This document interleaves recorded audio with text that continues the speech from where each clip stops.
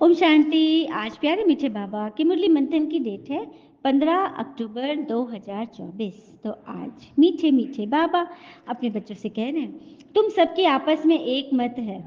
तुम अपने को आत्मा समझ एक पिता को याद करते हो तो सब भूत भाग जाते हैं। बाबा को याद करने से क्या भागते हैं? भूत भाग जाते हैं। इससे तो हमें एक मत होके रहना है, क्योंकि एक मत में ही बल है, एक मत में ही भरोसा है और एक मत में ही संगठन है। ठीक है।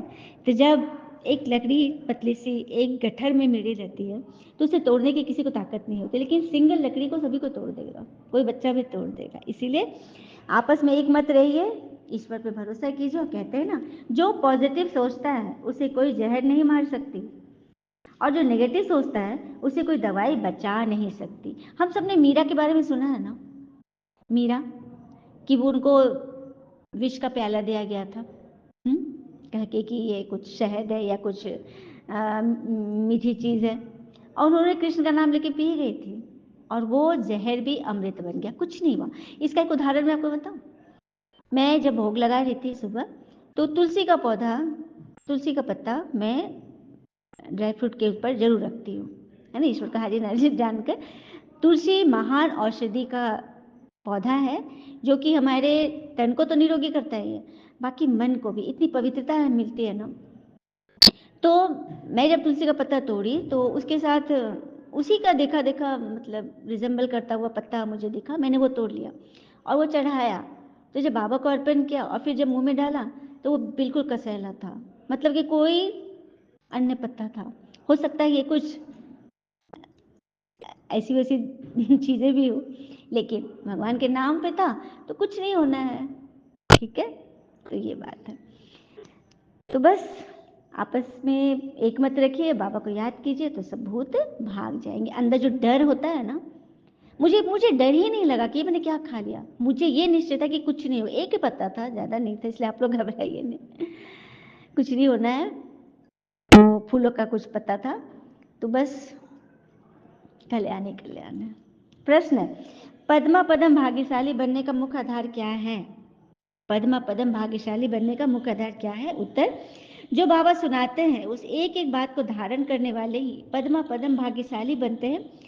जज करो बाबा क्या कहते हैं और रावण संप्रदाय वाले क्या कहते हैं। बाबा जो नॉलेज देते हैं उसे बुद्धि में रखना। स्वदर्शन चक्रधारी बनना ही पद्मा पदम भाग्यशाली बनना है। इस नॉलेज से ही तुम गुणवान बन जाते हो। सुना? तो बाबा क्या सुनाते हैं? कि जो मेरी बात को धारण करते वही पद्मा पद्म भाग्यशाली बनते, क्योंकि बाबा उसी की बातें बताते हैं हमें। ये नॉलेज ही है रावण संप्रदाय को भगाने और राम संप्रदाय को लाने वाली। हाँ, तो राम संप्रदाय में है कि जो भी मेरे पास है हम उसमें संतुष्ट हैं, और रावण संप्रदाय को कितना भी मिल जाए लेकिन उसके अंदर संतुष्टता ही नहीं है, कुछ न कुछ के प्रति उसकी आंख डूबी रहेगी। आइए एक छोटा सा प्रसंग सुनते हैं, चींटी और डायमंड्स की कहानी। ठीक है। एक जगह पे कुछ चीनियाँ रखी हुई थी, चीनी, और एक जगह डायमंड्स रखे हुए थे। चींटियाँ आई, तुम लोग कहाँ जाएगी? चीनियों पर गई। चीनी को पास से पूरा चीनी अब चींटियों से भर गया, लेकिन डायमंड के पास कोई चींटी नहीं। तो क्या डायमंड को उदास होना चाहिए था? क्या वो भी ये सोचे कि लोग तो मुझे तब देखते ही नहीं, तो मैं भी चीनी बन जाऊं? क्या उसे ऐसा सुनना चाहिए? नहीं ना। उसके मन में तो ये होना चाहिए कि जो लोग उसे तवज्जो नहीं दे रहे हैं, उसका ध्यान नहीं दे रहे, उसकी कीमत नहीं समझ रहे, तो या तो एक वो बेसमझ है, उनको समझ ही नहीं है, या फिर वो समझना ही नहीं चाहते। तो इसे दुखी और निराश होने की थोड़ी ना बात है। हाँ, ये जो है ना, ये चींटी जैसे लोग हैं, इनकी सोच भी उतनी ही भर है, समझ उतने ही है। वो आकाश की ऊंचाइयों तक नहीं पहुंच सकते, उनकी सामर्थ्य नहीं है। लेकिन एक दिन कोई जौहरी आएगा जो हीरे की कदर करेगा, जैसे कि स्वयं भगवान आ गए। आपकी विशेषता है ना डायमंड जैसी, कि आप सबको करना चाहते हो, सबके लिए सोचते हो, लेकिन आपको कोई नहीं समझता। तो बस वही बात है। हाँ, घबराइए नहीं, आपको परखने वाला जौहरी आ गया है, बस आप उनकी मत पे चलिए। वो जो नॉलेज देते हैं ना, तो पद्मा पदम भाग्यशाली बन जाएंगे। ओम शांति। रूहानी पिता अंग्रेजी में कहा जाता है स्पिरिचुअल फादर। सुप्रीम फादर को इंग्लिश में क्या कहते हैं? Spiritual father. सत्युग में जब तुम चलेंगे तो वहां अंग्रेजी और दूसरी कोई भाषा भी नहीं होगी, तुम जानते हो सत्युग में हमारा राज्य होगा, उसमें हमारी एक ही भाषा चलेगी। बाद में फिर भाषाएं बदलती जाती। अभी तो देखो अनेकानेक भाषाएं है ना, जैसे जैसे लोग, जैसे जैसे राज्य, जैसा जैसा प्रांत, उनकी भाषाएं चलती है। ये बात तो सच है। जैसे एंशिएंट इंडिया में भाषाएं थी, लिपि कहते थे पहले, भाषा को क्या कहते थे? लिपि। और ईरानी भाषा में भाषा को दीपि कहते थे। देखिए लिपि और दीपि कितना मिलता है, लेकिन बस जगह का फर्क है, चीजें वही है, लेखनी, लिखना, लेकिन नाम फर्क पड़ गया। तो वही बात है, चीज वही है, लेकिन उसके अंदर जो शब्द है ना भाषाओं के अनुसार वो अलग है। इसलिए घबराना चाहिए। स्पिरिचुअल फादर बोले, चाहे अल्लाह बोले, चाहे खुदा बोले, चाहे प्रभु बोले, भगवान ईश्वर बोले, बात तो एक ही है, एक ही पर जा रहा है। फिर बाबा कहते हैं कि अपने को आत्मा समझना है और बाबा को याद करना है ताकि सब भूत भाग जाए।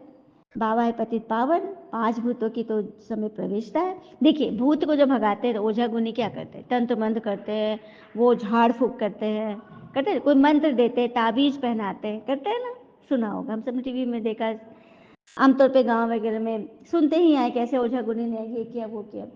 तो परमात्मा से बड़ा ओझा कोई है जो हमारे जन्म जन्मांतर के भूतों को भगा रहे हैं, जन्म जन्मांतर के। हाँ, तो उनकी ताबीज क्या है? ये मुरली। मंत्र क्या है? ये मुरली। उनकी खुराक क्या है? ये मुरली। उनकी शक्ति क्या है? ये मुरली।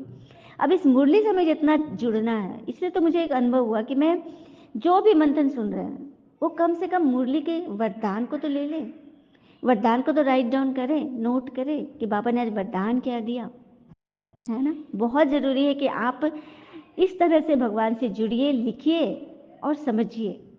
ठीक है, जो चीज़ नहीं समझ में आप कमेंट में शेयर कीजिए कि दीदी हमें ये पॉइंट समझ में नहीं आया, इसका क्या अर्थ है, वो अगली मुरली में ये ज़रूर उसको मैं बता पाऊंगी। ठीक है, तो जानूंगी तब तो। उसी तरह भगवान को जब जानेंगे, पहचानेंगे, मानेंगे, तब तो उनसे प्राप्ति मिलेगी। तो बस यही रहस्य है। और अभी तो नई दिल्ली और पुरानी दिल्ली है। दिल्ली को कहते हैं न्यू दिल्ली, पुरानी दिल्ली। पहले ये परिस्थान था, दिल्ली ही राजधानी थी सत्युग की, ये लक्ष्मी नारायण का राज्य था। अभी तो कुछ भी नहीं है, अभी तो राज्य नहीं, इसे सिर्फ कहते हैं हमारा भारत देश, राजाई तो है ही नहीं। तुम बच्चों की बुद्धि में सारा ज्ञान चक्र लगाता है बरोबर। पहले पहले इस विश्व में देवी देवताओं का राज्य था, जो कि अभी है नहीं। जमुना का किनारा था जिसको परिस्थान कहते थे, देवताओं की कैपिटल दिल्ली थी। ये बाबा ने हम सबको बताया। मीठे मीठे बच्चे जानते हैं पाप तो जरूर हुए हैं, तभी तो पाप आत्मा बन गए हो। हमसे पाप तो जरूर हुए हैं ना। सत्युग में होते हैं पुण्य आत्माएं, क्योंकि पुण्य आत्मा की दुनिया है, वहां से पुण्य आत्मा पहुंचते हैं। बाबा ही आकर पावन बनाते हैं, जिसकी तुम शिव जयंती मनाते हो। ये जयंती अक्षर तो सबसे अच्छा लगता है, सबको अच्छा लगता है, इसलिए तो इनको फिर शिवरात्रि कहते हैं। रात्रि का अर्थ तो तुम्हारे सिवा कोई समझ न सके, अच्छे जो विद्वान आदि भी नहीं जानते। शिवरात्रि पूरा तो कहेंगे रात में विवाह होता है इसलिए शिवरात्रि, लेकिन रात्रि का अर्थ है अंधकार, अज्ञान अंधकार, अज्ञानता की अंधकार, विकारों के अंधकार, तमो प्रधानता के अंधकार। तो अंधकार तो रात्रि होता है, तो रात्रि में शिव अपने ज्ञान का प्रकाश लेकर आते हैं। सुना, तो ये रहस्य है, इसे शिवरात्रि बोलते हैं। फिर बाबा ने आगे बोला कि मैं ये टेम्पररी लोन लेता हूँ, ये शरीर सो भी कितना थोड़ा समय लेता हूँ ना, क्योंकि 60 वर्ष में इनकी अवस्था तो पहले ही है। कहते हैं ना 60 तो लगी लाठ, अर्थात ईश्वर की लाठी लगती है, मतलब उनको जाना पड़ता है। फिर इस समय सबकी लाठी लगी हुई है, सब वानप्रस्थ निर्वाण धाम में जाने के लिए तैयारी कर रहे हैं। वह है स्वीट होम, स्वीटेस्ट होम। उनके लिए कितनी अथाह भक्ति की है।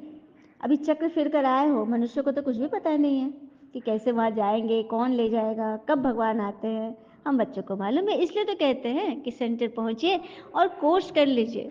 2-3 दिन में आपको सारा रहस्य बताया जाएगा कि कैसे भगवान यहाँ आते हैं, इसी संस्था में क्यों आते हैं और क्या कर रहे हैं, किन से मिलते हैं, कौन उनके देवी देवता कुल के बच्चे हैं, ये सारा रहस्य आपको पता चलेगा।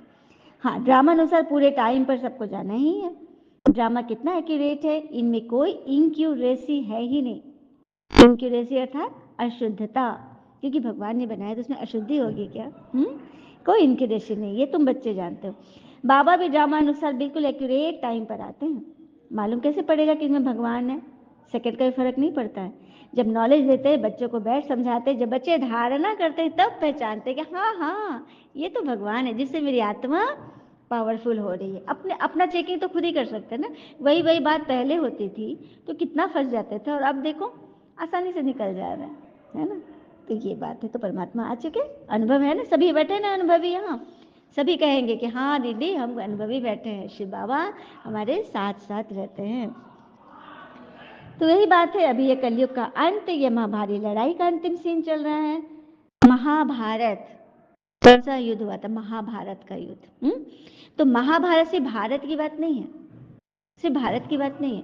महाभारत पूरे विश्व की बात है। पूरे विश्व में महाभारत था, भारत था पूरे विश्व में जब सतयुग था। ठीक है, धीरे धीरे धीरे धीरे बढ़ते बढ़ते बढ़ते आज भारत कितना छोटा हो गया है ना। तो महाभारी लड़ाई, पूरे महाभारत की लड़ाई, जो कि यादवों की तरफ से शुरू हो चुकी है, बाहर विदेशों में तो शुरू हो चुकी है ना युद्ध। कितने दिनों से यूक्रेन और रशिया का युद्ध चल रहा है, फिर अभी इजराइल और ईरान ये सब जुड़ रहे हैं। धीरे धीरे धीरे धीरे वो कहते हैं ना, आग जब लगता है ना तो धीरे धीरे धीरे धीरे पकड़ना वो शुरू करता है। ठीक है, तो बस समय तो आ ही गया है। हाँ, और उसी के लिए तो फिर कोई लड़ाई होगी नहीं, अंतिम लड़ाई, फिर कोई लड़ाई नहीं होगी। 5000 वर्ष तक कोई लड़ाई नहीं होगी। जब तुम लोग यज्ञ रचते हो तो हवन करते हो ना, तो बाबा ने यही हवन रचा है। ठीक है, फिर बाबा कहते हैं, समझा रहे कि यह रुद्र ज्ञान यज्ञ, रुद्र शिव को कहा जाता है। रुद्र माला भी होती है। निवृत्ति मार्ग वालों को प्रवृत्ति मार्ग के रस्म रिवाज का कुछ भी पता नहीं। जिन्होंने घर बार छोड़ दिया साधु संत, तो प्रवृत्ति परिवार वाले का रस्म रिवाज क्या जाने। वह तो घर बार छोड़ जंगल में चले जाते हैं। नाम ही पड़ा है सन्यास। किसका सन्यास करते हैं? घर बार का। खाली हाथ निकलते हैं। पहले तो लोग गुरु लोग बहुत परीक्षा लेते हैं, काम कराते हैं। पहले गुरु क्या कोई जाता था शिष्य, तो गुरु लोग बड़ी परीक्षा लेते हैं, काम कराते हैं। पहले भिक्षा में सिर्फ आटा लेते थे, भिक्षा मांगने भेज देते थे, आटा लेते थे। रसोई नहीं लेते थे, आटा माने रोटी बनी हुई नहीं लेते, आटा लेते कि उनको फिर बनाए, है ना। तो कितनी मेहनत करते थे। अभी तो देखो बात मत पूछो, अभी तो साधु सन्यासी लोग क्या क्या कर रहे हैं, है ना। ये है ही पूरे विशेष वर्ल्ड, एकदम विकारी दुनिया, कुछ भी हो सकता है। सत्य को कहा जाता है शिवालय, लेकिन यहाँ तो सब पतित मनुष्य है। इसलिए देवी देवता के बदले अपना नाम ही रख दिया हिंदू। हम हिंदू है, देवी देवता कह नहीं सकते, क्योंकि देवी देवता संपूर्ण निर्विकारी है और हम संपूर्ण विकारी हैं। तो कैसे बोले, है ना। लेकिन पता है ज्ञान में आने पर क्या होता है, जब ज्ञान में नहीं थे तब देवी देवता के लिए गाते थे, आप सर्वगुण संपन्न, हम निर्गुण, हम विकारी, आप स्वामी, हम दास। लेकिन जब ज्ञान में आ जाते हैं ना, तो ज्ञान का जब अहंकार चढ़ जाता है तो क्या कहते हैं, क्या कहते हैं, अपने आप को संपूर्ण निर्विकारी मानने लगते हैं। और कोई किसी में थोड़ा सा भी अवगुण होता है ना, तो उसको उसके पर उंगली उठाते हैं और उसको कहते हैं कि तुम और विकारी, हम है निर्गुण। अपने आप को ही यही पर ही मतलब कि श्रेष्ठ समझने लगते हैं। तो ऐसा नहीं है, यहाँ श्रेष्ठ सिर्फ बाबा है। हम बच्चे तो पुरुषार्थी हैं, तैयारी कर रहे हैं, अपनी अपनी चेकिंग तो हो ही रही है ना। माया पर जीत पाने का मंत्र ही है मन मना भव, यह है महामंत्र।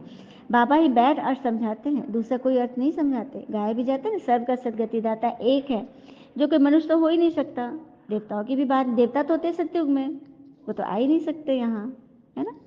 तुम बच्चों को बाबा अच्छी रीति सबको समझाते रहते हैं। बाबा ही सब कुछ जानते हैं, जानी जाननहार अर्थात नॉलेजफुल हैं। मनुष्य सृष्टि का बीज रूप है, ज्ञान का सागर है, सुख का सागर है, उनसे ही हमको वर्षा मिलना है। बाबा नॉलेज में आप समान बनाते हैं। अच्छा, मीठे मीठे बच्चों प्रति भगवान की नमस्ते, हम बच्चों की भी प्यारे बाबा को नमस्ते। धारणा के लिए मुख्य सार, पहले पॉइंट, यह पापों से मुक्त होने का समय है, इसलिए अभी कोई पाप नहीं करना है। पुरानी सब सामग्री से रुद्र यज्ञ में स्वाहा करनी है। तो सबसे जास्ती सामग्री सबके मन में क्या है पता है? इनसिक्योरिटी, डर, भय, कहीं कोई हमसे छूट न जाए, है ना। बरकत नहीं हो रहा है, कमी है, समस्याओं पर ज़्यादा ध्यान है। तो एक बात मैं पॉइंट आउट करना चाहूँगी, जब पुराने समय में माताएं दादियाँ लोग जब भोजन बनाती थी, जैसे आटा गूंथ के रखा, उसको कपड़े से ढक के रखती थी। और जब बनाना भी होता था ना रोटी, तो अंदर से कपड़े के अंदर से हाथ डाल के लोइया निकालती थी, फिर उसको बनाती थी। खोल के नहीं रखती, जैसे ठेकुआ बन रहा है कुछ भी। मुझे अपने घर का अनुभव बता रही हूँ। मेरे घर में जब सासू माँ ठेकुआ जब छानती थी छठ के समय, तो दरवाज़ा बंद करके बोलती थी। कोई झाँक भी रहे हैं तो बोलते कि खड़े होकर मत झाँकिए, आना है तो बैठ कर देखिए, खड़े होकर सिर्फ़ नज़र उस पर मत डालिए। क्यों? क्योंकि उससे बरकत नहीं होती है। ये पुराने ज़माने के लोगों की बातें थी। तो आज क्या हो रहा है, सब कुछ खुला-खुला है, एकदम ओपन हो गया है। तो उससे क्या, जैसे लोगों की नज़र पड़ती है ना तो संकल्प चलते हैं ना, अरे इतना, अरे कभी तो बोलेंगे इतना सारा, कभी बोलेंगे इतना कम। तो जहाँ ऐसे-ऐसे बोल निकलेंगे तो उसका असर होता है, उसका असर होता है। तो हमेशा अपने आप को भरपूर समझिए और अपने गुणों और विशेषताओं को ना, सूक्ष्म और स्थूल चीज़ें जो अपने अंदर है ना, उसको ढक करें कि उसका गुणगान न करें, ठीक है? अपने अंदर उसको समा ले। बाबा देखने वाला देख रहा है ना, वो हमारा चार्ट तैयार कर रहे हैं बाबा, लिस्ट बना रहे हैं, तो उनको हमें क्या देना है, ठीक है? तो बस यही है, पुरानी सब जो सामग्री मन में जो भरे हुए हैं ना, वो सब खत्म कीजिए, यज्ञ में स्वाहा कर दिए। दूसरी पर अभी वानप्रस्थ अवस्था है ना, इसीलिए पिता टीचर के साथ साथ सदगुरु को भी याद करना है। स्वीट होम में जाने के लिए आत्मा को पावन जरूर बनाना है, वरदान है। अपनी सूक्ष्म कमजोरियों को चिंतन करके परिवर्तन करने वाले स्वचिंतक भव।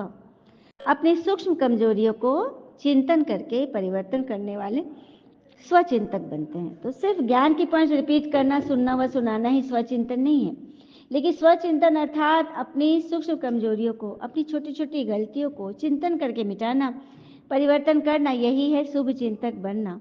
ज्ञान का मनन तो सभी बच्चे बहुत अच्छा करते हैं, लेकिन ज्ञान को स्वयं के प्रति यूज कर धारणा स्वरूप बनना, स्वयं को परिवर्तन करना, इसके ही मार्क्स फाइनल रिजल्ट में मिलती है। तो चाहिए ना सबको फाइनल रिजल्ट। नहीं तो लास्ट में पेपर आएगा क्या क्या पता है?